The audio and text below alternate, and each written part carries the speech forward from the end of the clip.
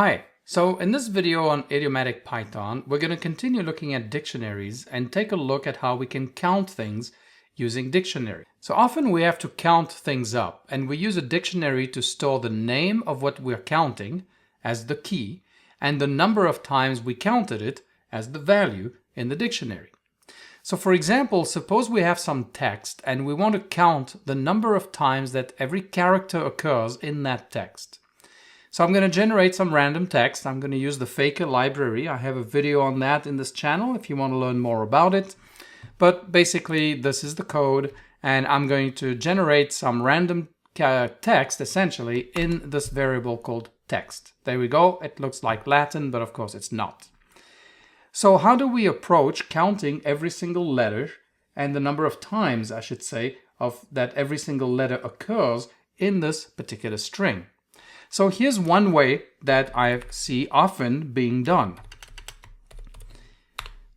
So we start with this dictionary. I'm going to call it count, and I'm going to give it a suffix count1 because we're going to create some other ones, and then we'll compare the dictionaries to make sure that we're getting the same results. We're just going to basically improve our technique of how we do and approach this problem.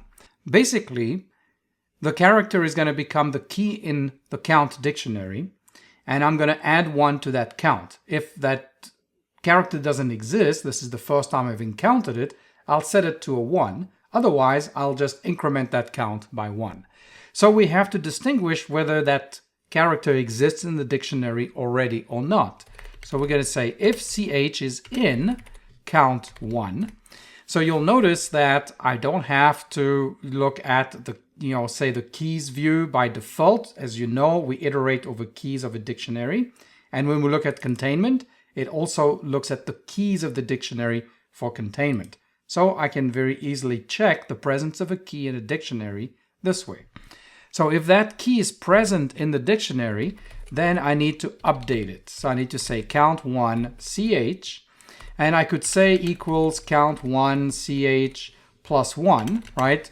That's one way of doing it. Better is to say plus equals 1, so we can use the in-place increment here. And otherwise, well, that means that we haven't encountered it before. This is the first time, so we need to just create it and set it equal to 1, like so. And then we can look at the output, and we get basically every character that's in this string and then the number of times that it occurred in that string. So now let's work on improving this and making the code more Pythonic. All right, so let's do it this way. So again, I'm going to create this empty dictionary first. Whether we can turn this into a comprehension, we'll get to that. Let's solve the problem first. So for ch in text, so I'm going to iterate through every character in text, and I need to set that value for that key in the dictionary to something. Well, I want to set it to whatever it is right now, plus 1, right? But I cannot do this in general, because if the key doesn't exist, if this is the first time I'm encountering this character, then this key doesn't exist already, and this, of course, is going to be a problem. What I want, and what that if statement did, was to say, well, if ch doesn't exist, then just think of this as 0 and then add 1 to it. And so we can use something called the setdefault method. And with the setdefault method, what it does is that if the key exists, it actually just returns the value of the key. So the setdefault is really a bad name, I think, in that respect. But the way it works is that if the key exists, return the value that's in the dictionary.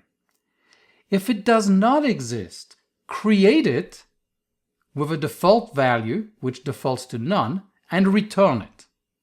So in this case, I don't want none. What do I want my default value to be? I want it to be 0. So the setdefault is going to look at this key, ch. If it exists, just return whatever its value is. If it doesn't exist, create it, set it to 0, and then return 0. And so now I can set this key to the 0 plus 1 if this is the first time I've seen it. Otherwise, it's going to be whatever the original count was, plus 1. So you can take a look at the Python documentation. It has the setdefault documented over here, right? If the key's in the dictionary, return its value. If not, insert a key with a value of default and return default. Default defaults to none. Okay, so if we do it this way, I'm not going to list it out. What I'm going to do now is just make sure that we're getting the same result. And indeed, we are. Okay, so this is maybe a little bit better, but when was the last time you used setDefault? Had you even heard of setDefault before? It's certainly not very common. And in this case, what is it doing? Well, it's creating this entry and setting it to 0, and then I'm immediately turning around and setting it equal to 1. So this is kind of a waste, right? We're wasting that single insert into the dictionary with a value of 0 when we really want to just insert it right away as 1, right? So instead of using that, we can use the get method on a dictionary. So let's go ahead and do that. So again, we're going to just do the same iteration as before. And then what I'm going to do here is I'm going to say count3ch is equal to. And now it's equal to whatever it is already. So I cannot use the square brackets, right? Because I know that when ch doesn't exist, that will fail. But I can use the get method instead. And the get method allows me to say, look for this key. If you don't find it, return something else. And in this case, I want to return 0. But the difference with setDefault is that get will not create that key. setDefault creates the key and returns this value. This doesn't create the key and returns this value. And then +1, like so. And so we achieve exactly the same thing. And I need to call it count3. Okay. So we can check count3 equal to count1. Hopefully they're the same dictionaries, and indeed they are. So it works the same way. Okay, so this is a little bit better, right, than what we started off with. So another way that we can do is by looking at the defaultdict. So let's import it first. So from collections, I want to import defaultdict. And I'm going to create count4 equal to defaultdict. And what do I want my factory to be? I want it to be int, because this means that when I try and look up a value in defaultdict, it will then call this int, and int by default is going to return 0, right?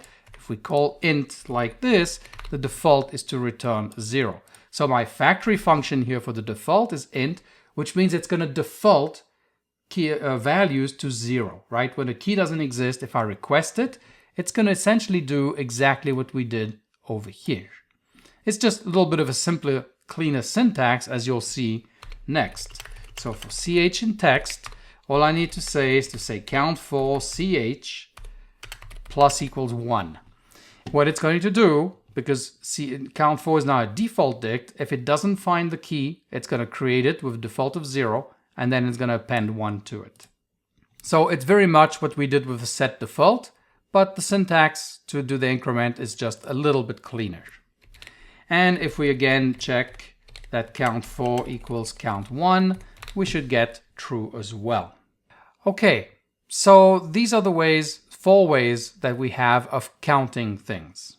So it's unlikely we'll be able to turn these things into comprehensions because we need to be, essentially mutating the values of existing keys in the dictionary. So this isn't something that lends itself to being written as a comprehension. But there is a much better way of doing this. And this is to use the counter object. The counter object is in the collections module also. So from collections, I'm going to import counter. Now, counter is essentially Python's implementation of a multi-set. If you know what that is, then that's what a counter is. It basically allows us to have sets with repeating elements. If you're not into multi-sets, don't worry about it. Counter basically is a way for us to count things, right? And this is exactly what we want. We want to count the number of characters in that string. And it's very, very simple to use. We say count5 equals counter, and we're going to pass it the string, that iterable. So counter requires an iterable as an argument. And then it's going to iterate through that iterable's elements, and it's going to count them, right? And that's exactly what we want to do. So if we do this and now look at count 1, you'll see that they are still the same dictionary. So this single thing basically did all this work for us. Now, count is actually a counter instance, right? But counter is actually a subclass of dictionary. So we can actually look at this. We can say is subclass, and we pass counter, and I want to know, is counter a subclass of dictionary? Is subclass. That's why it wasn't completing. Okay, so that's true. And so it's very easy to convert then that dictionary or that counter object into a dictionary, right? So count 5. So we can just pass count 5 to the dictionary, and we just get a regular dictionary back. All right, so we have these 5 different approaches. The most Pythonic one, obviously, is using counter. Now, I do want to take a quick look at the timings. It's in the notebook that's downloadable. The link is below the video. I'm just going to copy paste the code. I'm not going to bore you with typing all this stuff out, because really what I want to get to is just the timings. So I've made functions with these 5 different methods, right, that we had for count 1, 2, 3, 4, and 5.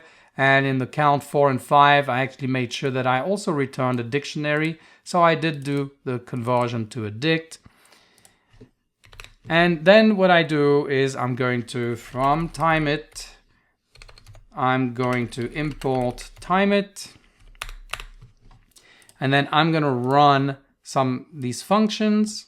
So again, let me just copy paste the code from the notebook. So I'm going to run these functions 10,000 times, and then I'll print the timeout that it takes to run each one of those.